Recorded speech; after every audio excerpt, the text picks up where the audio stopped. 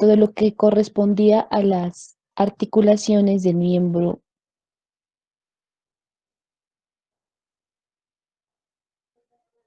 a las articulaciones del miembro superior, ¿sí? Entonces íbamos a mirar, las primeras de las que hablamos fueron las articulaciones de la cintura escapular, ¿sí?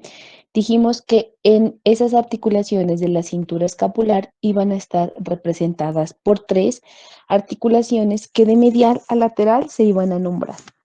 Aquella que se iba a dar entre el esternón y la clavícula, que se conocía con el nombre de esternoclavicular, la que se iba a dar entre la clavícula y la escápula, que era la acromioclavicular, y la que se iba a dar entre la escápula y el húmero, que era la glenohumeral. Dijimos también que esa articulación glenohumeral era la que iba a unir o la que iba a permitir que se articulara la parte libre del miembro superior con el tórax representado pues por la cintura escapular. Como nosotros ya sabemos, la cintura escapular pues estaba representada por dos huesos que son la escápula y la clavícula, ¿no es cierto? Entonces, de las tres articulaciones que vamos a volver a revisar, tenemos la esternoclavicular, la acromioclavicular y la glenohumeral. ¿Qué dijimos de la articulación esternoclavicular? Dijimos que iban a entrar en contacto dos superficies óseas o dos estructuras óseas a través de sus superficies. Entonces, el esternón, ¿sí? Con la clavícula y el primer cartílago costal. ¿Listo? Entonces, el esternón se va a unir con este primer cartílago costal y el esternón con la clavícula. Entre esta articulación se ha dispuesto un disco articular que le va a dar pues como estabilidad a esta articulación. Sabemos que esta articulación es de tipo sinovial, que tiene la forma de silla de montar. Por eso es que la extremidad esternal de la clavícula tiene forma de silla de montar y la extremidad acromial habíamos dicho que era plana, ¿no es cierto? Y esta articulación tiene una movilidad reducida, la esternoclavicular. El movimiento de la esternoclavicular va a ser algo reducida respecto a las otras articulaciones que vamos a mirar. Nos dice que todas las superficies articulares van a estar revestidas o recubiertas por fibrocartílago, ¿no es cierto? Para darles la protección a cada una de esas superficies articulares. ¿Qué nos aporta el esternón? El esternón, en su porción external, encontrábamos el esternón en su porción lateral, a cada lado de la horquilla external o escotadura yugular, íbamos a encontrar una escotadura que era la escotadura clavicular. ¿Listo? Entonces, eso nos aporta el esternón, la escotadura clavicular. El primer cartílago nos va a aportar una superficie triangular, que es la que se va a articular pues con el esternón. La clavícula, que es la que tiene una extremidad external, un cuerpo y una extremidad acromial, nos va a aportar la superficie o la carilla articular de esa extremidad external, que es la que tiene forma de silla de montar. ¿Listo? Entonces, eso es lo que nos iban a aportar estas superficies articulares. ¿Y qué sabemos entonces de ese disco articular? Que ese disco articular está formado por fibrocartílago, ¿sí? Que tiene la forma de un lente cóncavo convexo, que es espeso y grueso hacia la parte periférica y que va a ser mucho más delgado hacia la región central. ¿Cuál es el objetivo? Que este disco articular sea más delgado hacia la porción central, es que sea en esta región donde se va a fijar la cápsula articular por su región anterior y por su región posterior. Por eso es la disposición que tienen esas fibras articulares o las fibras del disco articular. ¿Listo? ¿Cuáles son los medios de unión? Entonces, va a fijarse por medio de una cápsula y por medio de unos ligamentos. ¿Qué sabemos de la cápsula? Que la cápsula es fibrosa y que va a estar contorneando la superficie articular, es decir, va a estar, perdón, alrededor de esa escotadura clavicular, de la escotadura clavicular del esternón va a estar sobre el primer cartílago costal y sobre la extremidad medial de la clavícula. Ahí vamos a encontrar cápsula articular. Y ligamentos, vamos a tener un esternoclavicular anterior, un esternoclavicular posterior, un interclavicular y un condrocostoclavicular. ¿Listo? Un condrocostoclavicular. Entonces, el ligamento esternoclavicular anterior, ¿sí? Dice que se origina desde la parte anterior y superior de la clavícula. Sus fibras se dirigen hacia abajo para terminar insertándose en la región anterior del manubrio esternal, miren, y del primer cartílago costal. Este es nuestro ligamento esternoclavicular anterior. Hablemos aquí del que nos queda cerca, que es el ligamento interclavicular. Este se origina de la parte superior del extremo proximal de la clavícula. ¿Listo? Entonces, miren, en el extremo superior, en la parte superior del extremo proximal de la clavícula, termina una parte hacia la escotadura yugular. Las fibras cortas terminan aquí en la escotadura yugular y las fibras largas se van hacia la porción external de la clavícula del lado opuesto.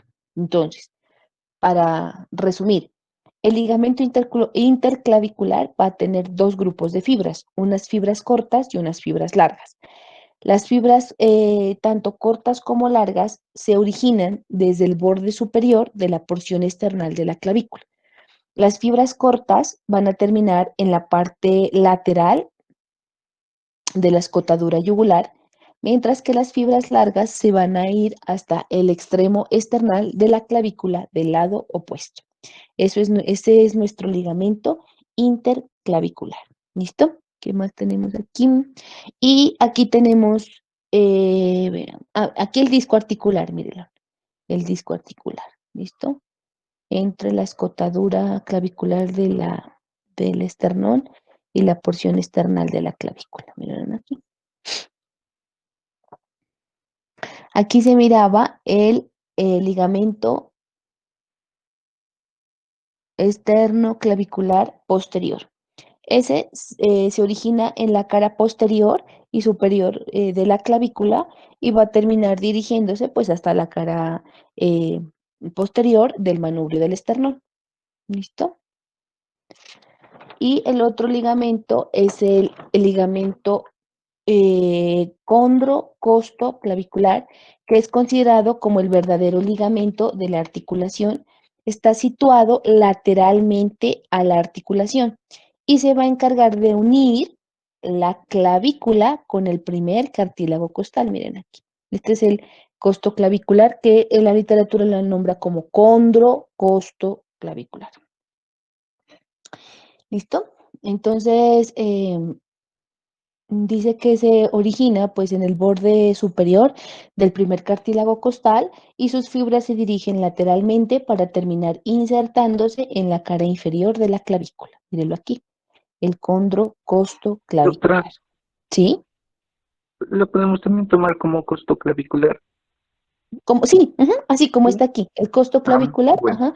sino que acá lo dice como condro, es porque parte desde el cartílago. Al decir costo clavicular, estaríamos diciendo que parte desde la costilla, pero no tiene ningún problema porque la literatura también lo nombra así, como costo clavicular. No hay lío, es el mismo. Ujú. Doctora, y ese también tiene un plano posterior y un plano anterior, ¿verdad? Lo que pasa es que dice que sus fibras, dice a ver, ¿cómo es que le dice la otra literatura? Dice que tiene una forma de una membrana fibrosa con unas fibras anteriores y posteriores que se van a originar del borde superior del primer cartílago costal. Y sus fibras, dice, se dirigen lateralmente y hacia arriba para terminar insertándose en la cara inferior de la clavícula. Es como si se unieran, digamos, o sea, si realmente nunca lograran separarse, sino que fuera todo el borde superior del primer cartílago, llegara a todo el borde inferior de la clavícula. Entonces, Gray sí habla de un fascículo anterior y uno posterior, pero el resto no hablan de dos fascículos, o los que yo he visto, pues, sino como uno que su grosor permite que sea amplio sobre el borde superior del primer cartílago que se inserta en el borde inferior de la clavícula. Eso es. Ujú. Bueno, entonces esos serían los ligamentos que van a estar reforzando esta articulación externo-clavicular. ¿Listo? Es la misma. Ahora sí, hablemos de la articulación acromioclavicular. ¿Listo? Que se va entre la clavícula y el acromio, que es estructura representativa de la escápula, ¿no es cierto? Entonces vamos a tener que la clavícula va a aportar la extremidad acromial de la clavícula, que es plana, ¿sí? Y el acromio de la escápula, lo que va a articularse es el borde medial, es decir, no se articula todo el acromio, sino el borde medial del acromio. La articulación que se va a formar entre estas dos estructuras óseas es de tipo sinovial y por su característica se ha clasificado como plana. ¿Qué superficies articulares entran en contacto? Entonces, dice que la superficie clavicular es plana, es ligeramente pues ovalada, alargada de adelante hacia atrás y orientada lateralmente. O sea, está representándonos la posición anatómica de la clavícula, que nosotros pues ya la sabemos. La superficie acromial dice que se va a articular con el borde medial de la región anterior del acromio. Y el disco articular de esta articulación, un tercio de este disco está incompleto, no tiene, o sea, no es circular completamente el disco para estas dos superficies, sino que deja un tercio, no va a tener cubrimiento, digámoslo, ¿para qué? Para que permita el arco de movimiento. ¿Listo? ¿Cuáles son los medios de unión de la articulación acromioclavicular? Pues vamos a tener una cápsula articular espesa o gruesa, digámoslo, que va a insertarse alrededor de las superficies articulares y por dentro esta cápsula articular va a estar tapizada o recubierta pues de fibrocartílago. Eso le da protección para la amplitud de los movimientos que debe realizar. Cuando nosotros hablamos, o yo les digo, alrededor de las superficies articulares, vamos a tener en cuenta, pues, que de la clavícula es la porción acromial de la clavícula y de la escápula es el acromion hacia su región anteromedial. Sobre ese espacio es donde la cápsula se va a fijar. Y va a estar reforzado por tres ligamentos. Entonces, el ligamento acromio clavicular superior, el ligamento acromio clavicular inferior y el ligamento córacoclavicular. Y este ligamento córacoclavicular es el que se ha dividido en un ligamento trapezoideo y en un ligamento conoideo, que son las estructuras óseas que se han eh, que se ven o se pueden identificar en la cara inferior de la clavícula, ¿no es cierto? Entonces, para estas estructuras óseas. Entonces, el ligamento acromio clavicular y acromio clavicular superior, acromio clavicular inferior y los coracoclaviculares, que está dividido en el trapezoide y en el conoide. Entonces, veamos aquí.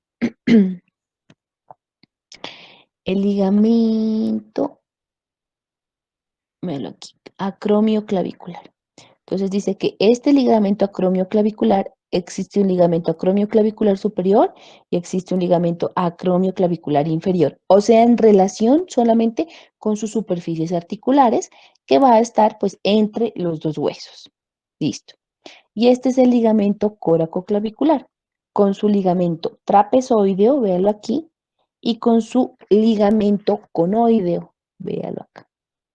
Entonces, ¿qué nos dice de este ligamento coracoclavicular?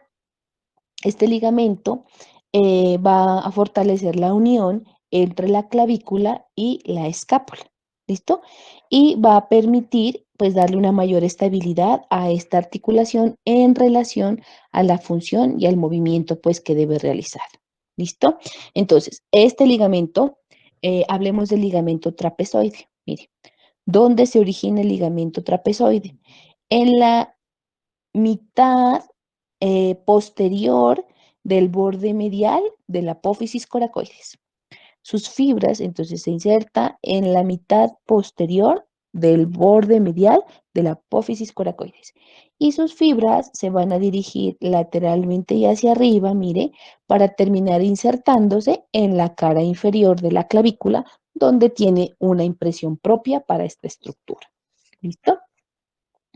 El ligamento conoide, mire, dice que tiene la forma de un triángulo cuyo vértice se va a originar, sí, se origina el ligamento en la base de la apófisis coracoides y sus fibras se dirigen hacia arriba en forma de abanico para su base terminar insertándose en el borde inferior, perdóneme, en la cara inferior de la clavícula a nivel de ese proceso conoideo que tenemos en la clavícula. ¿Listo? Entonces, ya tenemos nuestro ligamento córacoclavicular.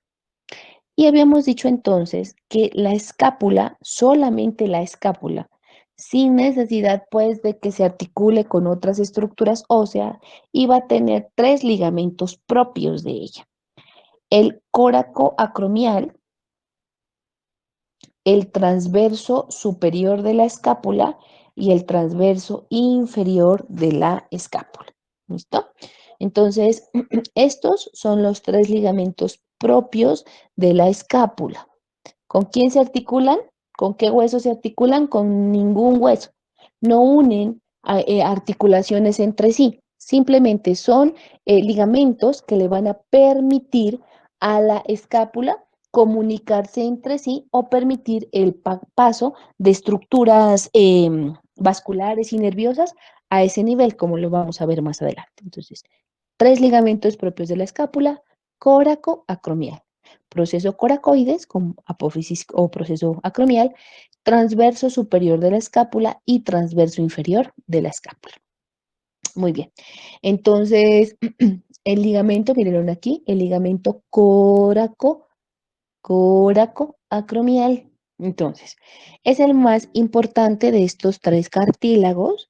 Dice que tiene la forma de una cinta, que es fibrosa y que tiene una formita triangular, que el vértice de esta cintilla se va a insertar en el acromion, ¿sí? Justo por delante de la articulación acromioclavicular. Sus fibras se van a dirigir hacia adelante o hacia arriba, pues, más bien, hacia arriba, y su base terminará insertándose en el borde lateral. mm, Espérenme, es que a mí el cursor aquí siempre me juega una la pasada. Entonces, mire, em, el vértice, espérenme, el ligamento coracoacromial de aquí. Entonces, este ligamento coracoacromial se origina en la extremidad anterior del acromion, miren acá, el acromio, ¿sí? Justo por delante de la articulación acromioclavicular. Entonces dice que sus fibras, mire, se dirigen medialmente y hacia adelante, aquí lo miramos, medialmente y hacia adelante, para terminar insertándose por su base en el borde lateral de la apófisis coracoides. Entonces, las fibras vienen de arriba hacia abajo y de lateral a medial. Este es el ligamento coracoacromial que lo nombra como uno de los ligamentos, pues, o es el más importante. Miren aquí, tenemos el ligamento transverso superior de la escápula o también llamado coracoideo. Entonces, mírenlo aquí.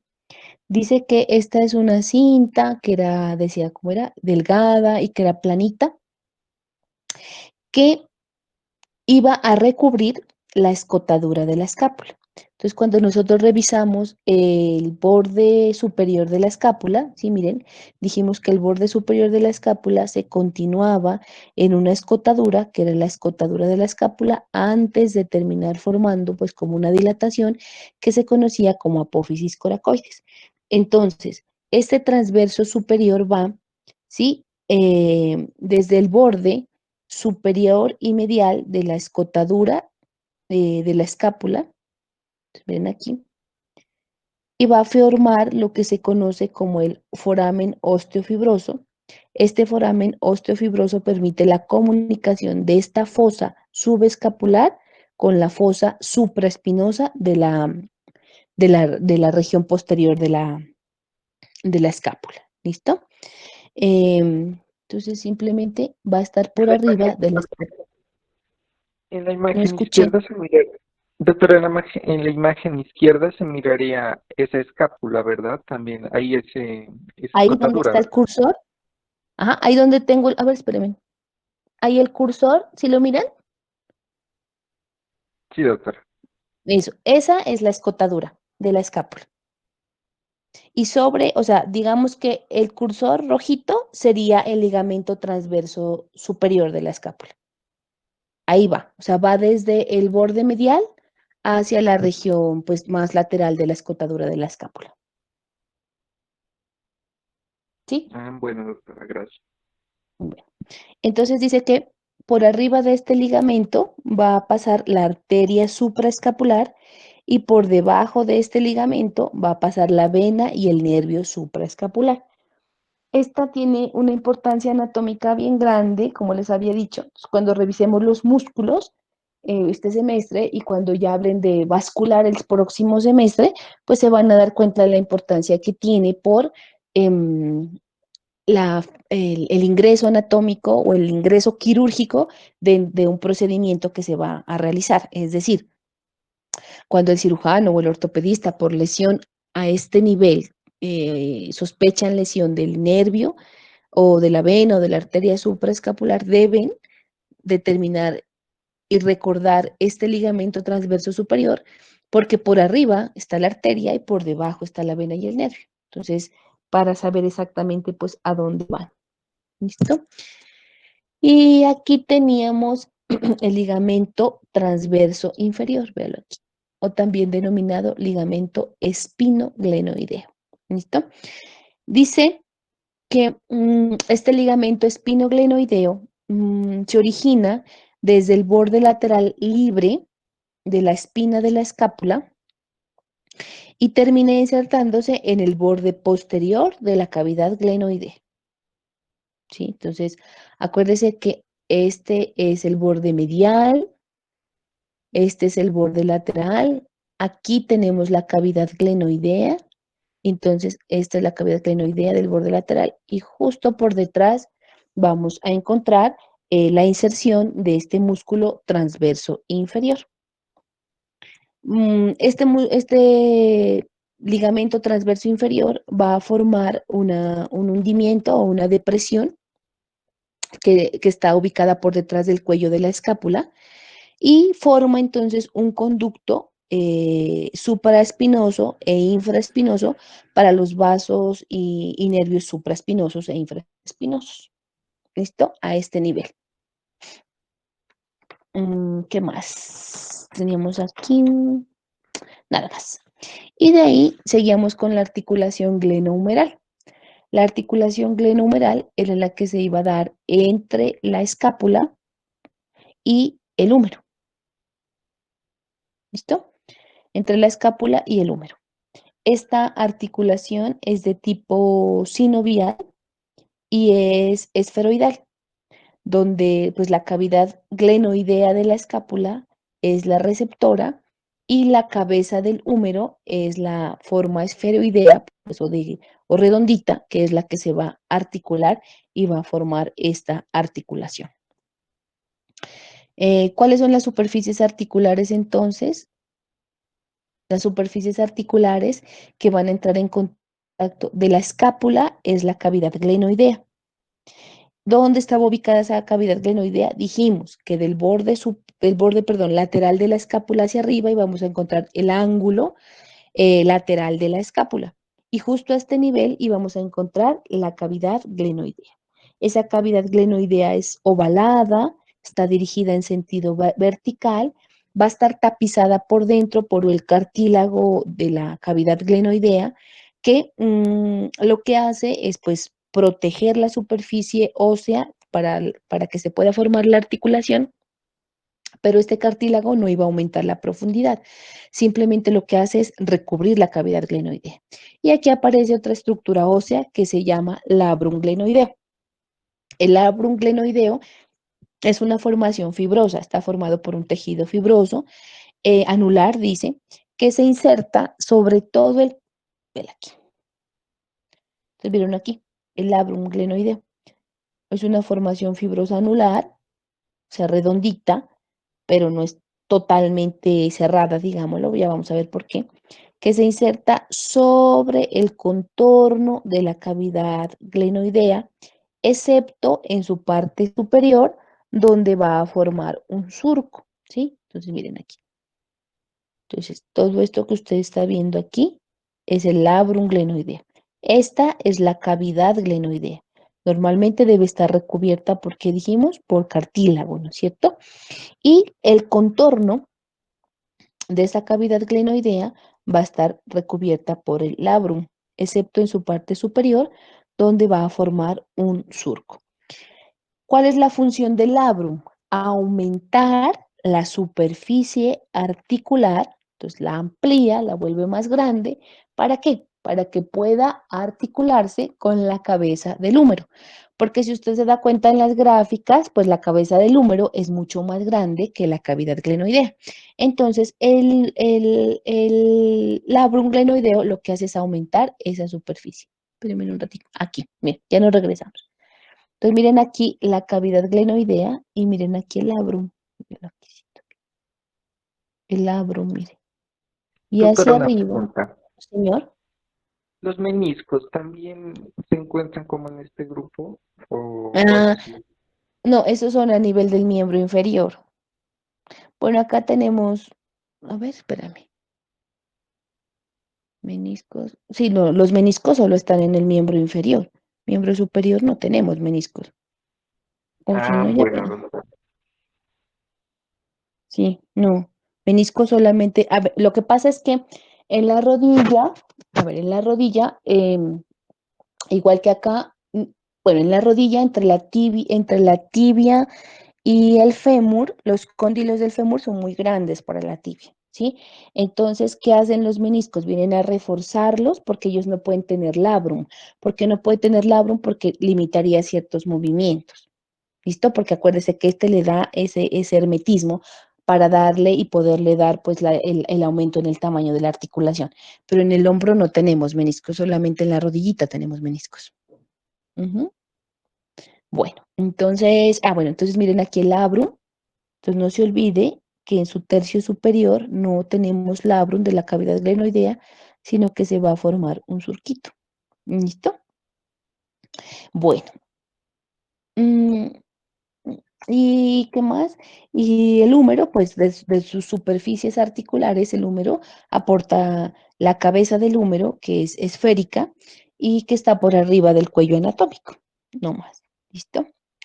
¿Cuáles son los medios de unión? Entonces, los medios de unión de la articulación glenohumeral, tenemos una cápsula articular mm, y unos ligamentos, que son el ligamento córaco-humeral y los ligamentos glenohumerales. ¿Listo? Esos son los que nosotros tenemos. La cápsula articular, pues como su nombre lo indica, ahorita va a estar sobre el contorno de las estructuras óseas que son las superficies que entran en contacto para formar la articulación. ¿Qué sabemos del ligamento coracohumeral? Entonces va desde la apófisis coracoides hasta el húmero. Y el glenohumeral van desde el labrum glenoideo hasta el húmero. Entonces no se olvide, coracohumeral desde la apófisis coracoides hasta el húmero y las glenohumerales no van desde la cavidad glenoidea, van desde el labrum glenoideo, ¿listo? Hasta nuestro hueso humeral. Ahora vemos pues exactamente a dónde. Entonces aquí podemos mirar la cavidad glenoidea, miren aquí el labrum, miren aquí alrededor del labrum la cápsula. Entonces, ¿qué nos dice de esta cápsula articular? Nos dice que va a estar sobre el contorno de las superficies óseas que entran en contacto, es decir, contorneando la cavidad glenoidea, contorneando el labrum, porque acuérdense que el labrum va a aumentar esa superficie articular y pues se va a dirigir hasta el húmero, exactamente hasta el cartílago de la cabeza del húmero. Entonces, desde la cavidad glenoidea y desde el labrum, ¿sí? Entonces va desde la cavidad glenoidea, el periósteo de la cavidad glenoidea, va desde la base de la apófisis coracoides, ¿sí? Y termina insertándose abajo, en la región de la escápula, al tendón de la cabeza larga del tríceps braquial. El tendón de la cabeza larga del tríceps braquial. Entonces, todos estos musculitos, pues lo que miramos acá se va a mirar en la parte de la musculatura. ¿Listo? Entonces, le dice a usted que es importante que usted sepa de esta cápsula. De esta cápsula es importante que usted sepa que agarra la cavidad glenoidea, del labrum glenoideo va a agarrar la cara superficial de este labrum.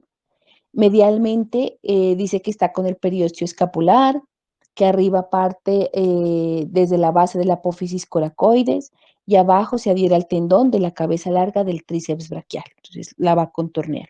Sus fibras convergen de la cápsula, se van hacia el húmero que va a terminar insertándose en el cartílago de la cabeza. ¿Listo?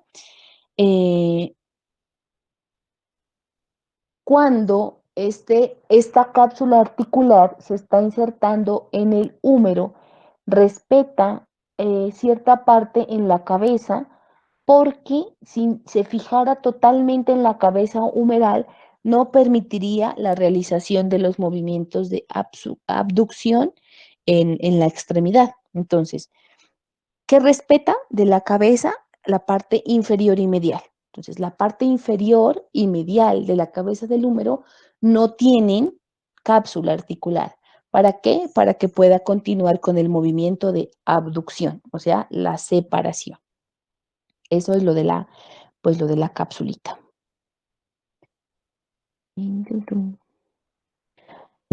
Aquí tenemos nuestro ligamento coracohumeral, véalo aquí. Ese ligamento coracohumeral, entonces dice que es una lámina, pues es delgada, es fibrosa, es ancha, es gruesita. ¿Dónde se va a originar? Se va a originar en la base y el borde lateral de la apófisis coracoides, por debajo del ligamento coracoacromial. Entonces, véalo aquí, el ligamento coracoacromial, véalo aquí, y por debajo está el ligamento coracohumeral. ¿Listo? Entonces, ahí podemos mirar nuestro ligamento coracohumeral. Dice que va a terminar dirigiéndose lateralmente hacia el húmero y va a terminar formando dos fascículos. Un fascículo se va a terminar insertando en el tubérculo mayor y el otro fascículo se termina insertando en el tubérculo menor. ¿Listo? Entonces el coracohumeral dice que se origina en la base y en el borde lateral de la apófisis coracoides, que sus fibras se dirigen lateralmente hacia el húmero y se divide en dos fascículos. Un fascículo se termina insertando en el tubérculo mayor del húmero y el otro fascículo se termina insertando en el tubérculo menor del húmero. Que ese fascículo que se inserta en el tubérculo menor del húmero también se lo reconoce con el nombre de ligamento humeral transverso, ¿sí? Entonces lo puede encontrar también como ligamento humeral transverso, pero solamente al fascículo inferior, digámoslo pues, o el fascículo del coracohumeral que va hacia el tubérculo menor. Y aquí pues podemos mirar los glenohumerales, miren aquí. Un glenohumeral superior, un glenohumeral medio y un glenohumeral inferior. Tres glenos humerales, superior, medio e inferior. Entonces, aquí están, glenohumeral superior, glenohumeral medio y glenohumeral inferior. Entonces, ¿qué nos dice de los glenohumerales? Ya teníamos el concepto claro que parten de la parte del labrum eh, y también de la cápsula en su porción escapular que está originando pues este ligamento. ¿Listo? Entonces, este gleno humeral superior se origina por debajo y por delante del coraco humeral. Agarra el borde superior del labrum glenoideo y la parte superior ósea de la cavidad glenoidea y se dirige lateralmente para terminar. Entonces, este gleno humeral superior termina insertándose en el cuello anatómico del húmero. Entonces, ¿dónde se origina el ligamento glenohumeral superior? Se origina por debajo y por delante del ligamento coracohumeral. Se origina en la parte superior del labrum glenoideo y agarra una parte ósea de la cavidad glenoidea. Y miren, sus fibras se dirigen lateralmente para terminar insertándose en el cuello anatómico del húmero. ¿Qué nos dice de este ligamento glenohumeral medio? ¿Sí? Este se origina desde el labrum glenoideo, sus fibras se dirigen hacia abajo y lateralmente para terminar insertándose en el tubérculo menor del húmero. Y el gleno humeral inferior, mírenlo acá, es el más largo, es el más ancho, es el más fuerte, es el más resistente.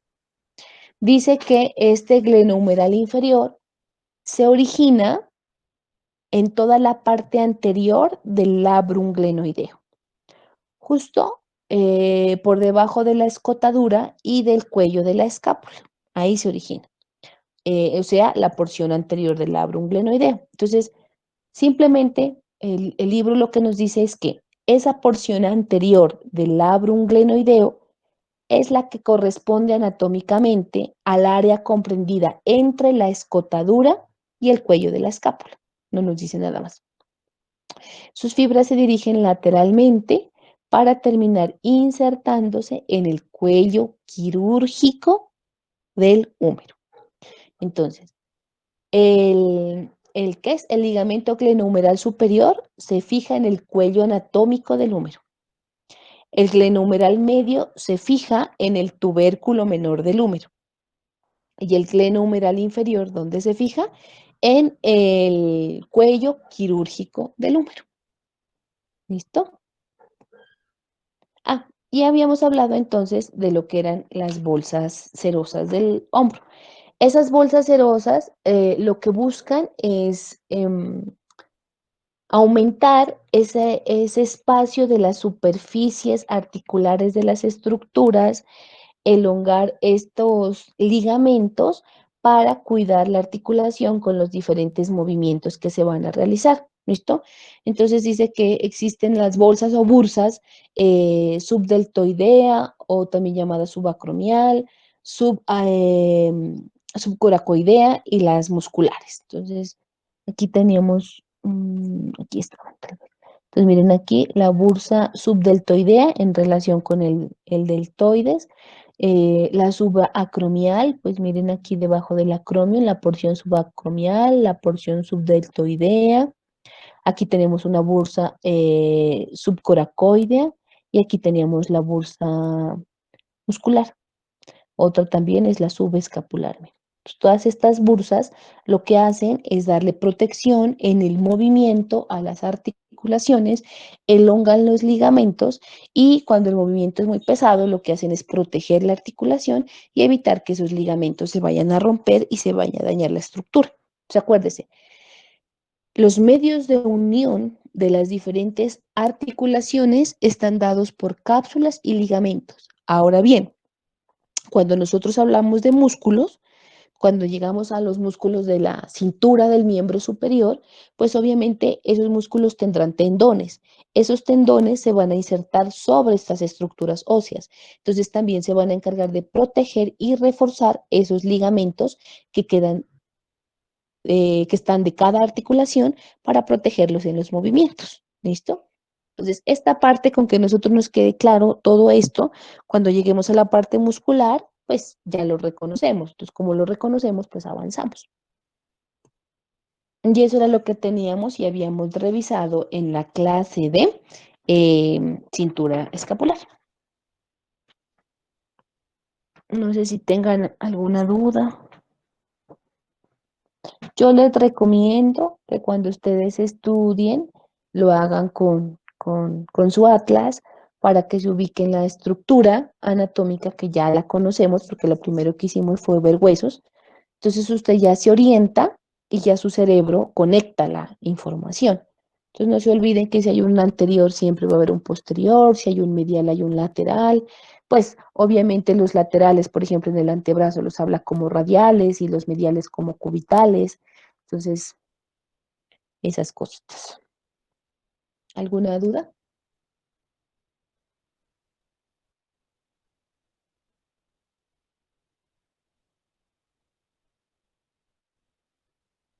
No. Listo, chicos. Bueno, entonces estudien por favor porque el próximo lunes